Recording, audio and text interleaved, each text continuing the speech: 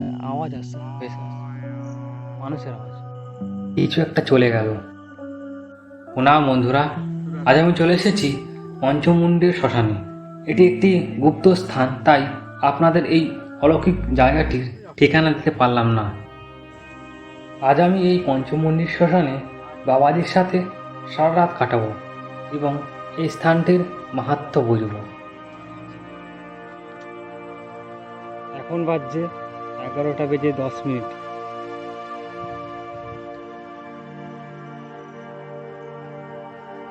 বাবাজি হাঁটতে হাঁটতে কোথায় যেন অদৃশ্য হয়ে গেলেন। ঠিক ওই মায়ের বেদির পেছনে পঞ্চমুণ্ডের আসন রয়েছে।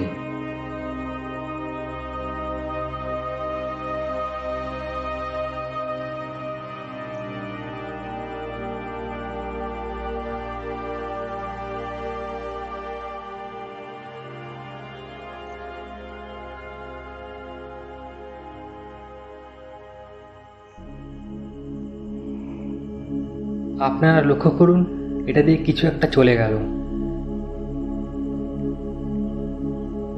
মাঝে রাত্রি 1টা বেজে 7 মিনিট।